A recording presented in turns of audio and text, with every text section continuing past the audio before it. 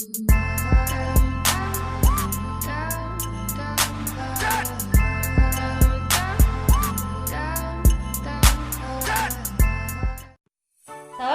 warahmatullahi wabarakatuh. Selamat pagi UPI Lovers. Ketemu lagi dengan kita Podupi Podcast PAUD UPI. Inspiratif Dan motivatif. Ketemu lagi bersama saya Teh Indri dan Akang Robi. Ais. Tapi di sini kita tidak berduaan aja ini Teh Indri. Oh iya dong. Kita kedatangan sosok yang sangat primadona di kalangan kampus UPI. Primadona. Siapa tuh? Gitu. Penasaran nggak? Iya. Nah, alhamdulillah dia sudah hadir di sini. Selamat datang ya Ibu ya. Siapa nih Kang Robi? Selamat datang Ibu Dr. Nur Faiza Romadona MKes. Iya. Terima kasih sudah datang, menyempatkan waktu luang untuk datang di sini di gubuk kami. Sudah diundang, it's an honor gitu ya, kehormatan sudah diundang di sini bersama Alhamdulillah Teddy ya dan Bu ya. Di sela-sela waktu weekendnya ya main ke tempat kita. Oke. Nah, beliau ini ya Bu Nur ya, kita panggil Bu Nur ya, Kang Robi ya, punya segudang prestasi, gitu. Dokter, dosen, terus Akademika, wah gitu, peneliti. Iya, peneliti lebih tepatnya. Sekarang lagi itu. bikin tulisan nih buat publish internasional. Subhanallah. Nanti minta tips-tipsnya ya UPI Lovers ya sama Ibu ya, gimana ya Tips isu biar penelitian publish untuk di zaman sekarang artikelnya. ini. Oh gitu ya. Lagi nulis skripsi nggak atau tesis ya? Tesis ya. Tesis dong. Lagi ya? On Insya Allah. progress ya. Insya Allah. Oke, nanti kita ulik ya sama Yeah. Ibu ya. Oke guys, UPI Lovers, tema kita kali ini dampak pandemi terhadap tumbuh kembang anak. Nah, langsung aja ya Bu ya. Yeah. Kita penasaran nih, dari tadi sih udah baca-baca nih informasinya tentang tumbuh kembang anak ya. Kang Robi, kalau Kang Robi gimana nih selama pandemi, ngapain aja sih? Kalau saya pribadi gitu ya Teh, pandemi ini membuat saya untuk perbaikan gizi gitu. Bahasa halusnya perbaikan gizi kan ya. Menggendut ya, Penggendutan. Penggendutan. Tapi di sana juga Kok bisa? timbul rasa cemas dan gelisah Kenapa? terhadap ya kegiatan main saya yang tidak terpenuhi secara maksimal. Iya, sama sih saya Kita juga. orang dewasa aja merasa gelisah gitu Teh ya. Ini apalagi bagaimana anak-anak menghadapi pandemi ya. seperti ini. Ada pakarnya di sini, kita Ya, tanya yuk. langsung kita tanya. Gimana Nih, pengaruh Bu, tumbuh kembang anak? Selama pandemi Selama ini Bu ya, pandemi. apakah anak juga merasa seperti yang orang dewasa rasakan ini Bu? Iya betul. Terima kasih ya atas kesempatannya diundang ke Podupi. Iya, Pod UPI. Terima kasih sekali. Ya, jadi terkait dengan dampak dari pandemi terhadap tumbuh kembang anak secara umum itu, untuk dampak yang pertama itu untuk pertumbuhan itu memang bisa ke kesehatannya ya kan, kemudian ke pertumbuhannya sendiri, dalam hal ini status gizi misalnya tinggi badan, berat badan, karena kan dengan adanya pandemi beberapa keluarga mengalami PHK mungkin ya, kehilangan pendapatan, sehingga kemampuan keluarga menyediakan makanan bergizi untuk anaknya juga menurun. Nah itu beresiko ya. Data dari UNICEF itu penelitian dampak pandemi terhadap kemampuan tadi ya, terhadap kemampuan daya beli dan kemudian kemungkinan resiko terjadinya kurang gizi atau gizi buruk itu akan meningkat sekitar 15% untuk kekurangan gizi pada anak ini sampai wasting ya. Sudah Itu sampai- meningkat ya Bu ya? itu UNICEF datanya itu diperkirakan bahwa kasus wasting ini sebelum pandemi itu, kasus wasting di Indonesia itu sudah sekitar 2 juta. Wasting itu yang kurus ya, artinya kurang gizi ya. Kalau yang stunting itu yang kerdil, yang pendek. Nah itu yang kurang gizi kronik, itu ya yang jangka panjang. Kalau yang wasting itu yang kurang gizi akut atau yang mendadak, yang jangka pendek. Nah itu yang wasting itu sebelum pandemi sudah 2 juta di Indonesia, stunting itu udah ada 7 juta di Indonesia, dan itu resiko kedua tadi akan meningkat 15% dengan adanya pandemi ini, karena banyak kepala keluarga yang mengalami penurunan daya beli kan, sehingga kemampuan memberikan gizi untuk anaknya akan menurun ya. Itu perkiraan UNICEF ya. Kemudian untuk kesehatannya sendiri otomatis resiko terpapar COVID kan ya. Tapi dengan adanya sekarang isolasi ya, ibaratnya kita isolasi ya di rumah ya, bekerja juga dari rumah, kemudian belanja juga dari rumah. Iya. Tinggal telepon Via borak. online. Nah, anak-anak kan gimana ya Bu ya? Anak-anak kan nggak bisa gitu ya. Jadi gerak.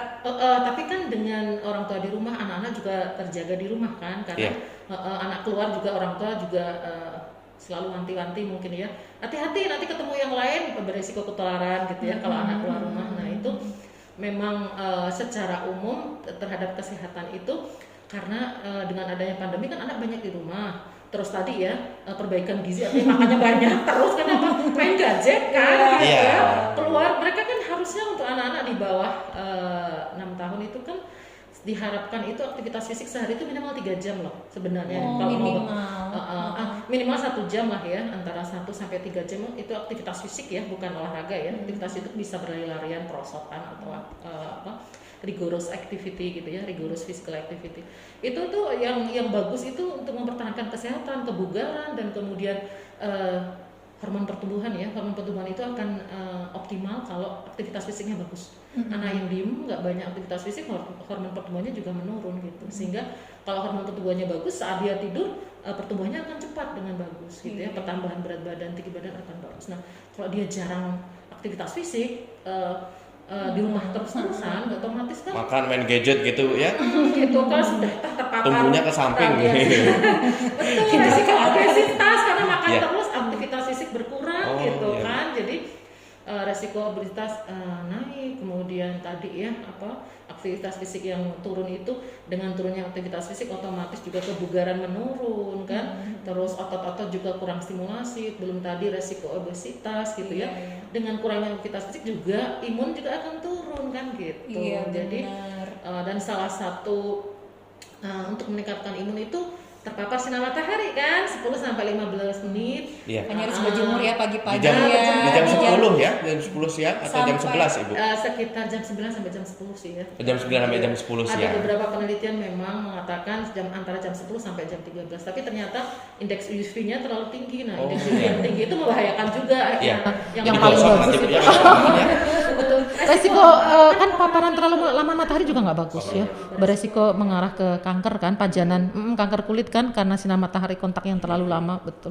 Jadi yang kita harapkan kan UVB gitu ya. Kalau yang A sama yang C itu tidak terlampau yang malah agak bahaya. Berarti anak-anak juga harus dibawa berjemur ya di pagi-pagi ya. Sekitar 10 sampai 15 menit gitu ya, antara jam 9 sampai jam 10 itu cukup 10 sampai 15 menit. Tapi ngebagi waktunya ya Bu ya, mungkin agak sedikit susah ya kan, anak-anak juga belajar online ya saat itu ya, ngebagi seperti itu ya. Betul. Jadi memang sebaiknya memang belajar itu antara jam 8 sampai jam 9 saja, atau jam setengah 9 sampai jam setengah 10, jadi masih ada waktu sisa 30 menit untuk mereka berjemur gitu ya. Nanti saran buat guru juga kayak gitu ya Teh ya, jadi, untuk tidak memberikan tugas yang terlalu berat gitu ya, dan mengingatkan kembali kepada siswanya untuk ya tidak lupa untuk mendapatkan asupan UVB seperti kata Bunda tadi. Iya benar. Dan tadi bisa ditarik kesimpulan yang Kak Robi ya, anak-anak juga butuh bermain tadi ya, imunitasnya. Ibu gimana kalau dengan ini kesehatan mental nih anak-anak apakah berdampak juga? Betul. Iya.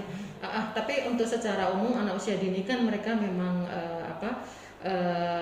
kognitifnya mungkin belum bagus anak yang lebih besar. Kalau anak besar itu dengan diisolasi karantina seperti ini berdampak banget gitu ya, mereka kan bete, malas, sudah nggak ketemu. Tapi kalau anak di bawah 6 tahun memang ketemu orang tuanya happy kan.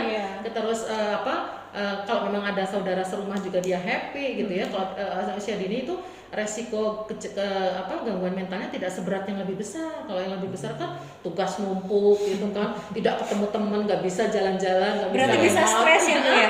Stres gitu. Anak usia dini juga stres gitu ya, karena ini kan lama banget. Gimana sih anak mengekspresikan kesetresannya? Kalau kita kan uring-uringan gitu ya, mogok makan gitu ya, makan jadi pendiam ya Robi, atau makan terus.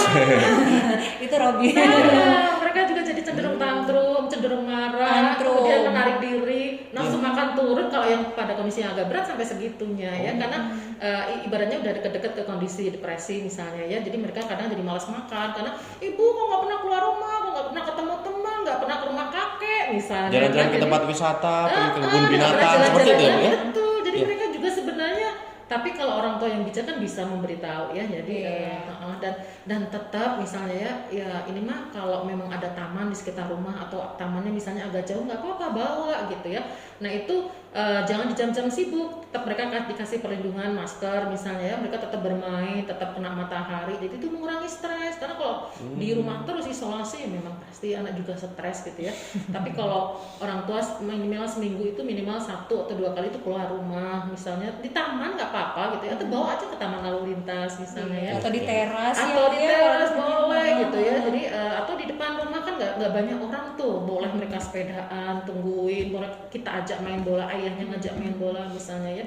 Jadi supaya anak releasing stres juga dengan olahraga kan mengurangi stres. Releasing stres. Gitu. Nah Bu, kalau di selama pandemi ini tumbuh kembang anak yang paling drastis yang menonjol gitu Bu ya, merasa biasanya tuh ada yang lebih tinggi ke akademis, menurunnya di Aspek perkembangannya gitu ya, Teh? perkembangannya gitu ya. Di era pandemi apa yang bisa Bisa, ditekankan gitu ya? Kalau mereka ke sekolah kan guru kan bisa bantu tuh. Nah selama di rumah ini Iya, gimana betul ya Bu sekali. memanage kayak gitu biar Betul tumbuh sekali. kembangannya bisa sesuai dengan usianya dan Iya betul perkembangannya. ya. Jadi memang karena pandemi ini ada banyak sekali mungkin penurunan ya, kemajuan yang selama ini sudah dicapai kan seperti terhambat ya dengan adanya pandemi ya.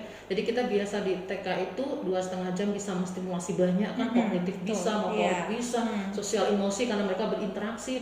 Nah sekarang sosial emosi gimana? Nggak berinteraksi, nggak ada anak lain kan, cuma ada bapak ibunya, apalagi anak tunggal ya di rumah kan, temen gitu kan. Apalagi orang tua bekerja ya. Nah kan orang tuanya sibuk WFH di depan laptop, anaknya entah kemana sama bibinya gitu kan. Kebutuhan kasih sayangnya juga pertanyakan gitu ya, Teh. Padahal waktu di rumah buat bonding ya. Iya. Jadi memang bahkan ada ahli yang mengatakan dengan pandemi ini kita berisiko mengalami generasi yang tadi mundur karena mundur secara akademik atau mundur dalam secara artian emosi, sosial. semuanya kan aspek tadi ya. Kalau di TK itu 2,5 jam kita bisa banyak menstimulasi aspek perkembangan kognitifnya, motoriknya. Kalau di rumah kan sudah zoomnya cuma 1 jam kan, terus kemudian sisanya kadang-kadang kalau orang tuanya bekerja kan mereka tidak terawasi kan, sehingga tidak jelas kegiatannya gitu ya. Belum karena dia bete memunculkan rasa males, jengkel, kesel gitu kan, kangen sama teman-teman, akibatnya secara emosi bermasalah. Kemudian juga sosialisasi tidak terstimulasi, kognitif juga gimana dalam waktu 1 jam itu RPPH yang 2,5 jam dibebet jadi 1 jam Dipadatkan. Iya. Asal ngumpulin. Kan ada banyak aspek perkembangannya nggak terstimulasi ya. keras Belum lagi nih, kalau Bu. kita pikirkan anak ABK ya kan, biasanya mereka punya terapi untuk anak autis atau anak ADHD atau anak yang lain ya. Ada terapi okupasi, terapi ABA misalnya ya, ada banyak terapi. Gimana kan terkendala, mereka berhenti terapinya kan, kemajuannya didapat itu putus gitu ya. Kalau masih awal-awal itu di mana sinaps itu masih cukup cepat perkembangannya. Kalau stimulasi berhenti itu sinapsnya berhenti juga kan? Terkendala karena nggak bisa tatap muka, dilarang. Betul gitu kan, karena biasa ya kalau misalnya terapi kan langsung ketemu, kemudian banyak aktivitas-aktivitas yang dikerjakan dan itu merangsang sinaps kan, pembentukan syaraf antar sambungan antar saraf. Dengan tidak adanya stimulasi, terhentinya stimulasi itu otomatis mengakibatkan tadi yang sudah kemajuan sudah bagus Bisa kalau kembali ke sinaps nol lagi, Bu, ya? Atau kalau mundur? sinapsnya tidak dipertahankan dengan stimulasi, dia akan lisut atau atrofi gitu. Walaupun misalnya anak ABK atau autis ini udah bisa menjalankan prokes gitu Bu, tetap dilanjut ininya terapinya tetap nggak ini. Iya, misalkan jadi terapi itu berlanjut gitu ya, meskipun frekuensinya agak berkurang kan ya, nggak sesering hari-hari biasa Tapi karena tetap mengalami kemunduran juga Bu, ya, gitu tidak ya. semaksimal yang Betul. Nah itu akan lebih baik kalau orang tua bekerja sama dengan guru, dan guru yang kemudian menularkan kemampuannya agar orang tua yang nanti di rumah melanjutkan terapi tadi gitu.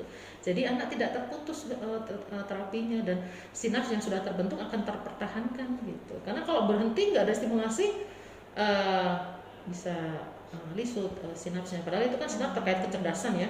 Anak itu makin banyak sinapsnya makin cerdas. Karena sesudah 1 tahun itu sinaps itu terus terbentuk dan sel sarafnya sendiri nggak banyak berubah gitu ya. Ada pertambahan tapi nggak banyak. Nah yang banyak itu sambungan antar sel saraf atau yang neuronnya itu Bu ya. Nah itu makin banyak neuron karena hasil dari stimulasi kita itu akan menyebabkan anak menjadi cerdas. Kreatif tentunya. Iya, anak cerdas juga biasanya kreatif. Itu saya tadi tertarik Teh terkait kasus wasting dan stunting tadi lebih Ah, lanjut iya. dan kesehatan gizi. Iya. Ini kan tadi disebutkan oleh Bu Nur bahwasanya ada peningkatan sekitar 15% kasus wasting dan stunting di Indonesia itu sendiri. Itu kaitannya dengan tingkat kesembuhan atau perbaikan di usia lebih lanjut gimana itu Bu? Adakah kemungkinan atau tindakan gitu ya mungkin ya dari pemerintah terkait program terutama orang posyandu tua atau kali apa gitu ya kan? gitu sebisa mungkin ya asupan gizinya cukup dan lain Iya. sebagainya itu gimana ya Bu ya? Sebenarnya kalau dari pemerintah sih masih jalan ya programnya ya, jadi berusaha mengatasi stunting, wasting, jadi ada petugas program yang datang ke rumah ngecek, kemudian pemberian makanan tambahan kayak gitu ya. Tetap ada ya Bu ya selama Ada, pandemi ini tetap ya. ada gitu ya. Tetapi kan kadang-kadang di beberapa pelosok gitu kan petugas mungkin nggak menjangkau yang kayak gitu-gitu yang kita nggak terjangkau gitu ya. Kalau di kota besar puskesmasnya bagus, petugasnya masih ini, tapi kalau udah di daerah-daerah kebayangkan kalau di kepulauan kayak Maluku atau di yang jauh Papua misalnya di daerah-daerah betul gitu yang tidak terjangkau, di pegunungan yang tinggi misalnya kan petugas puskesmas mau ke sana juga aksesnya susah gitu ya. Gimana kita bisa, nah itu sih tapi kalau dari program pemerintah memang masih ya, bahkan diperkuat lagi karena takut tadi yang 15%-nya tidak. Yang agak berat itu yang stunting ya, karena stunting kan prosesnya sejak dalam kandungan. Nah, itu tuh yang paling jelas itu tidak hanya ke diri saja, otaknya kena gitu. Jadi kemampuan kognititifnya lebih turun, kemampuan memorinya, kemampuan konsentrasinya terdampak karena dia kejadiannya itu sejak masa kandungan. Kalau wasting itu biasanya anaknya tumbuh normal tapi nanti misalnya orang tua PHK atau dia sakit-sakit berat sehingga nafsu makannya turun drastis. Nah kalau yang wasting ini karena kejadiannya akut gitu ya, begitu cepat ditangani dia bisa kembali normal. Tapi kalau yang stunting agak sulit karena dia prosesnya sejak dalam kandungan. Jadi kalau dalam kandungan sudah kurang gizi kebayang kan. Udah hereditas dari bawaan gitu Bu ya sifatnya Bu ya. Jadi otaknya itu perkembangan otak pesat selama masa kehamilan itu jadi terhambat, terganggu karena konsumsi gizi dari si ibu hamil tadi sangat minimal gitu, berdampak terhadap janin di dalam kandungan kan gitu. Nah Bu penasaran nih gimana cara kita mengatur asupan gizi ini biar cukup buat anak, jadi sejalan dengan pertumbuhan dan perkembangannya itu, jadi harus apa nih orang tua lakukan biar asupan gizi apalagi itu kita tahu anak setiap anak memiliki kebutuhan gizi yang berbeda ya Teh ya. Iya, Robi butuh apa ya, saya nggak tahu ya, Kalau aku beda-beda lebih ya tiap butuh orang karbohidrat ya. Gimana nih biar gampang nih Bu ya, biar tetap anak tuh orang tuanya gimana Betul nih Bu? sekali. Nah kalau sekarang karena dalam masa pandemi kan imun benar-benar dibutuhkan ya, jadi memang selain asupan gizi juga harus bagus gitu ya, yang lain-lain juga jangan lupa seperti tadi ya, olahraga, aktivitas fisik untuk mempertahankan kebugaran supaya ya kalau makannya bagus tapi kalau dia nggak bergerak duduk wae obesitas, kemudian imun turun kan tetap aja gitu ya, jadi tetap harus holistik ya. Jadi olahraga aktivitas fisik tetap, tidur cukup, istirahat cukup tetap, kemudian tadi berjemur misalnya ya tetap, asupan air minum minimal 1,5 sampai tergantung umur ya. Kalau anak usia TK kan sekitar 1,5 sampai 2 liter sehari ya. Tapi kalau dia aktivitas fisiknya banyak juga 2 liter juga cukup. Tetap harus banyak konsumsi air putih. Kenapa? Cukup ya Bu ya, nggak boleh berlebih juga ya Bu ya. Kalau berlebih dibuang lewat kencing sih. Beser gitu ya. Nggak terlalu berbahaya sebenarnya. Jadi mau diet lah Bu ya, kalau ini ya tetap aja diimbangi olahraga lah ya. Jadi apa sih diet? Pada anak usia dini ini, terutama 6 tahun pertama itu kan otak yang paling besar perkembangannya ya, sehingga nutrisi untuk otak itu sangat penting, terutama protein, asam lemak tak jenuh ya, omega 3, omega 6, kemudian asam folat, zat besi, zinc, kalsium. Nah itu sangat penting. Nah itu dari makanan semua betul ya, karena mereka masih bertumbuh kan, butuh banyak zat gizi, terutama perkembangan otak, karena perkembangan otak pesat kan 6 tahun pertama, kesananya melambat gitu ya. Kalau sudah 6 tahun itu otak itu udah sekitar 90% selesai perkembangannya, tinggal 10% itu dari 6 tahun sampai 18 tahun, itu tinggal 10%-nya gitu. Tapi 60 rangsangan yang bisa diterima itu Bu ya. Jadi Robi ini Bu udah masih 17 tahun nih. Masih bisa masih bertumbuh dan berkembang ya Bu ya, tidak berlambat nih. Insya Allah. Oke, Sophie lovers ya. Jadi jangan diet, tetap aja asupan gizi penting, dan kalian juga harus butuh olahraga ya, kalau sempat ya. Nih Bu, kan sekarang rencana pemerintah nih akan buka sekolah nih di bulan Juli ya dengan grup yang lebih kecil nih. Nah, gimana kita mengatasi ini ya? Atau tindakan prevensi gitu, pencegahan gitu ya. Buat anak ini kan Bu, kita tuh angkanya tinggi banget ya di Indonesia tuh, di ASEAN tuh paling tinggi Indonesia itu 1,7%. Prestasi itu. Padahal anak-anak dikenal lebih kebal gitu ya, imunnya lebih baik. Imunnya tapi lebih ternyata bagus. kasusnya masih ada seperti itu. Kasusnya masih tinggi Bu. Bu. Mungkin Nadia. apa saja yang perlu dipersiapkan sekolah untuk kembali membuka sekolah dan lembaga orang gitu. tua mungkin Nah, ya masyarakat ya. Ibu. Jadi sebenarnya pemerintah sudah mengantisipasi sih ya. Jadi dengan cara semua warga sekolah, entah itu kepala sekolah, gurunya, sampai petugas administrasi, semua harus sudah vaksin. Nah, diusahakan semuanya. Jadi pemerintah tuh ngejar sebelum Juli tuh beres vaksinnya gitu. Jadi Amin. kalaupun nanti dibuka semuanya sudah tervaksinasi ya. Terus tetap kan anak kan tidak banyak kan, itu kan digilir ya. Jadi ini masih blended kan, campuran. Jadi mungkin mereka bakal ke sekolah itu seminggu 2 atau 3 kali kan, tidak setiap hari. Artinya kerumunan atau distancing itu masih bisa gitu ya. Jadi prokes dijalankan, tetap ini kemudian masker mereka pakai, kemudian juga jarak di dalam kelas juga anak dicegah kerumunannya kan gitu ya. Kemudian warga sekolah yang punya penyakit atau punya kerentanan, misalnya guru yang punya diabetes agak berat misalnya jangan masuk dulu. Jadi ada banyak nanti kemungkinan komplikasi itu dibatasi ya Bu ya. Betul gitu. Penyakit-penyakit yang bisa gitu ya. Jadi sebenarnya penularan dari anak ke anak itu sampai sekarang penelitiannya kan belum, artinya kecil gitu ya penularan dari anak ke anak. Yang bahaya itu dari dewasa ke anak gitu. Jadi yang ketat itu nanti gurunya pakai face shield, pakai ini gitu ya. Jadi menjaga supaya anak-anak tidak tertular gitu. Iya, Tapi kalau anak-anak sendiri meja kursi ya Bu ya. Kalau anak-anak sendiri sebenarnya kan resiko ketularan lebih kecil dibanding dewasa ya. Gitu kan data kan anak-anak itulah keajaiban Allah ya, maksudnya melindungi anak yang masih kecil kagak dosa kasihan. Iya. Ada kekhawatiran orang tua tuh mau dimasukin lagi ke sekolah atau enggak gitu kan, cuma anak PAUD ya yang nggak bisa terus online ya Bu ya nanti ya itu ya. Terus anak PAUD kan susah disuruh fisikal. Suruh nulis orang tua yang stres. Ayo jauh-jauhan. Manut sebentar nanti bus balik lagi. Berpelukan gitu kan. Kalau anak SD kan gampang duduknya di jarak jauh juga diem semua. Iya. Berarti itu PR lagi tuh nanti yang buat gurunya ya, bagaimana ini biar anak tuh patuh sama dengan prokes gitu. Betul, tapi ingat ya, jadi dari sekitar 11% penderita COVID yang positif pada anak itu adalah anak antara 0 sampai 18 dan itu paling banyak itu anak di atas 6 tahun. Jadi dari 11% penderita COVID itu yang di bawah 6 tahun itu kecil, cuma 10-15% gitu. Jadi sebenarnya anak usia dini tuh daya tahannya untuk kena COVID itu kecil gitu, resiko terkenanya kecil. Jadi kalau misalnya kita yakin bahwa anak-anak itu negatif ya sesekali pisahkan, kalau sesekali muncul ya sudah ada. Jangan terlalu dipaksakan untuk berpisah Betul, gitu ya. diingatkan lagi anak-anak jaga ya supaya tidak menulari teman. Kalau memang kita ternyata positif kan kita nggak tahu, kalau positif kan ada OTG ya, tetap sehat, tetap bugar, dia nggak ngerasa kalau dia sakit ternyata dia positif. Pembawa virus. Kalau dia sehat tapi dia nularin kemana-mana kan gitu. Oke Bu, ya berarti itu ya. Jadi tetap diingat ya prokes ya buat anak ya, disosialisasikan lebih lagi. Nah ini Bu, balik lagi ke sekolah, Bu ya kan sekarang nih online semua ya.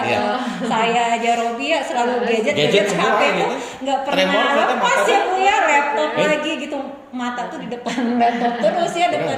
Nah anak-anak juga begitu Bu. Nah gimana nanti pas ke sekolah kan mereka sudah ada kecanduan gadget ya dari rumah ya atau Bu ya. pencegahan atau apa namanya? Jadi sebutnya sih gadget syndrome ya Bu ya. Jadi gimana cara kita mengantisipasi biar anak internet syndrome, internet gaming gitu ya. Nantinya bisa jadi semi tantrum yang kayak gitu, ngamuknya luar biasa gitu. Gimana ya biar anak tidak ke gadget. Agak berat ya Bu. Betul, tapi biasanya Karena pola asuh atau betul pola asuh jadi orang tuanya ya.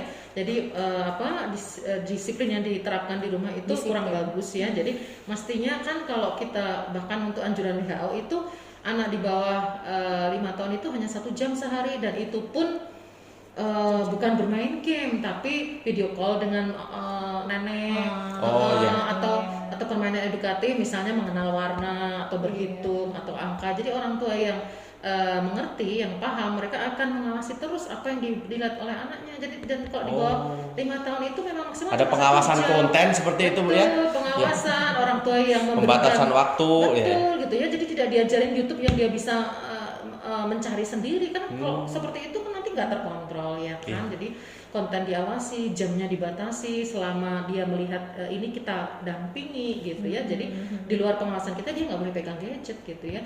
Kalaupun boleh pakai TV edukatif. Jadi dia nonton TV tapi salurannya saluran TV edukatif. Nah, isinya kan mendidik dan di jarak jauh supaya radiasinya kan kemungkinannya mengecil gitu kan. Jadi dengan demikian resiko adiktif tadi, resiko ketergantungan nggak akan ada gitu kalau orang tua mendampingi dan memberi batasan. Tapi kalau orang tua sibuk kerja dan daripada anaknya ribut dikasih game, ya udah aja ini cara cepat gitu biar dia udah nih main game kasih HP gitu. Itu yang repot, yang seperti itu memang pas pertama-tama mungkin anak agak kesulitan kalau mulai dipisah ya, tapi memang mungkin salah satu tujuan pemerintah membuka sekolah juga untuk mengurangi ketergantungan gadget tadi kan, supaya anak tidak terlalu berinteraksi banyak dengan gawai gitu ya. Nah dengan tadi disekolahkan interaksi lagi dengan anak lain, perlu bermain, interaksi sosial kan, untuk stimulasi sosial dan emosi. Oke, jadi tapi di sisi lain pandemi itu tadi melalui gadget itu kan tadi ada kemungkinan candu gitu ya, tantrum dan lain-lain. Tapi di sisi lain anak-anak justru lebih berkembang itu kemampuan teknologinya, iya nggak sih? Jadi lebih cerdas anak-anak sekarang aja gitu ya Bu ya. Sekian persen aja. Dilema juga ya Bu ya. Jadi kalau sampai kecanduan, kalau kecanduan itu kan ada batasannya ya, itu ada kita bisa bilang kecanduan itu kalau itu yang meriksa yang biasanya psikolog atau psikiater gitu ya. Jadi tapi bisa dirata-rata sih kalau sehari sampai lebih dari 5 jam gitu kan bisa disebut kecanduan sebenarnya ya, karena belum lagi kalau dipisah dia nangis, nah itu sudah mulai kan. Jadi kita indikasi betul, jadi mulai dikurangi, misalnya diperbanyak sama orang tua keluar bermain gitu ya. Oh sepi tuh tamannya, ya udah kita ke taman komplek misalnya, sepedaan atau apalah lempar atau lomba. Itu harus tega ya Bu ya. Itu harus dipaksa dipisah gitu kan. Kita cabut belakang baterainya, aduh mati, rusak. Harus pintar dari anak. Orang tuh harus cerdas gitu kan. Listriknya mati, nggak bisa dicas. Atau aduh casnya rusak, nantinya bapak beli dulu ya gitu kan. Jadi harus cerdas, ambil aja baterai, dia kan nggak ngerti ya. Nanti nggak bisa nih. Gitu kan. Ya, jadi supaya dia terhenti gitu ya. Jadi harus punya banyak strategi orang tua untuk menghentikan. Sip Ibu. Nah Bu sedikit lagi nih Bu ya, kan luas banget nih Bu ya ruang lingkup tentang tumbuh kembang anak nih. Buat kita nih Bu yang mau meneliti nih di bidang ini nih Bu, buat mahasiswa nih, ada nggak Bu? Boleh dong belajar dari Ibu. Isu yang bisa diangkat kami oleh yang harus biar ini ya semakin ini untuk kita lebih digali menyelesaikan masalah. kita. Nah Ibu, bagaimana Bu ide-ide apa nih Bu yang teman-teman UPI Lovers nih yang sedang tesis nih ya gitu ya. Nih dari cari pandangan ini. Gitu. Apa ya Bu ya yang perlu, apa yang belum terselesaikan dan kita bisa gitu. Sebenarnya banyak banget sih ya yang bisa diteliti ya. Jadi kita biasanya bikin list gitu ya, daftar menurut Anda yang saat ini secara kontekstual ya dengan kondisi pandemi ini ada apa saja sih masalah yang muncul, misalnya tadi ya ketergantungan gadget, atau yang kedua misalnya anak menjadi obesitas, kegemukan karena aktivitas fisik yang menurun tajam, gimana cara mengatasi? Nah kayak gitu-gitu ya, kita bikin list masalahnya 1, 2, 3, 4. Jadi masalah yang dalam pikiran Anda, tapi biasanya kita akan menemukan masalah kalau banyak baca ya. Jadi banyak baca dulu, banyak baca. Jadi ketertarikannya apa sih? Saya mau tentang stunting, wasting, atau tentang apapun silahkan banyak baca dulu. Nanti begitu makin banyak baca akan tahu, oh masalahnya di sini. Nah bikin list mana yang menurut Anda paling disukai, paling menarik minat gitu ya. Habis itu cari referensinya, pendukungnya. Kalau memang pendukungnya banyak, siap maju untuk ditulis judul, nanti konsultasi dengan PA, dosen PA ya. Kalau memang PA-nya bukan saya tapi ketertarikannya kesehatan gizi, nggak apa-apa sih diskusi dengan saya, Bu Nur mau diskusi deh, silakan gitu ya. Keren sekali ya Teh. Bu Nur anytime loh bisa dihubungi, bisa ini masih belum selesai, sebenarnya kita masih ada sesi kedua gitu ya. Masih sangat luas sekali kita bahasnya. Iya, nanti ada part 2 ya dengan Bu Nur ya. Tapi sayang sekali waktu kita sudah part 2 gitu ya. Habis, semoga UPI Lovers bisa mengambil ini ya poin-poin yang penting gitu ya, manfaat dari bincang-bincang kita kali ini. Nih Bu, biar memotivasi mahasiswa nih Bu, kasih quotes lah buat kita Bu, biar quotes semangat gitu ya. gitu, biar bisa berprestasi seperti Ibu nih. Apa nih Bu? Aduh, Bagi UPI lovers ini, Bu. UPI lovers. Iya, pokoknya meskipun kita dalam masa pandemi jangan patah semangat, tetap belajar, kita gunakan sumber daya yang ada, boleh pakai kalau memang tidak memungkinkan ke sini. sehingga tidak bisa ke perpustakaan, boleh kan lewat misalnya perpustakaan upi.edu ya. Jadi perbanyak perluas wawasan terutama, kemudian tingkatkan empati dengan mereka yang mengalami masalah karena dalam kondisi pandemi kan banyak yang daya belinya turun ya, banyak yang PHK gitu ya, sehingga empati kita untuk membantu mereka yang ini juga gitu ya. Selain itu juga tetap berkarya seperti kalian ini punya banyak ide, masya Allah, aduh gitu ya, idenya dalam kondisi terdesak pandemi nggak bisa kemana-mana, idenya luar biasa. Ini udah berapa program yang terselesaikan kemarin ya? Sudah 2 Bu, dari 7 program yang ada. Kan ini inspiratif sekali ya, inisiatifnya, kreativitasnya keren banget. Jadi tidak terhentikan gara-gara dan narasumbernya juga keren. Oke lover. Ya Ibu Nur, terima kasih atas kehadirannya. Ini semangat supaya lulus cepet ya. Amin. Iya kan. Lulus cepet, habis itu jangan berhenti S3 lagi gitu kan. Kalau sudah S3 siapa tahu masa depan lebih baik. Halo Mak, Iya. Tuh S3 sama Bu dosen. Nikah dulu cenah. Oh, tuh, udah rekor. Nikah sambil S3 bisa. Insya Allah. Kan bukan halangannya Bu ya. Oke, karena waktu juga ya, Iya. Kang Robi ya, Ibu Mepet. Nur ya, terima kasih ya. Nah, buat kalian UPI lovers yang mau gabung dengan keluarga besar UPI, kalian bisa cek di website di bawah ini ya. Oke, jangan lupa ya bergabung dengan kita. Buat mahasiswa yang suka dengan UPI, silakan join dengan kita. Ya Ibu, terima kasih sekali lagi. Ya, nanti ketemu lagi ya di lain ya waktu dan bincangan topik yang lebih menarik lagi. Ya, oke Bu ya. Oke, UPI lovers, terima kasih semuanya. Dinantikan kita ya di Podupi Podcast PAUD UPI, inspiratif dan motivatif. Ya, sampai jumpa.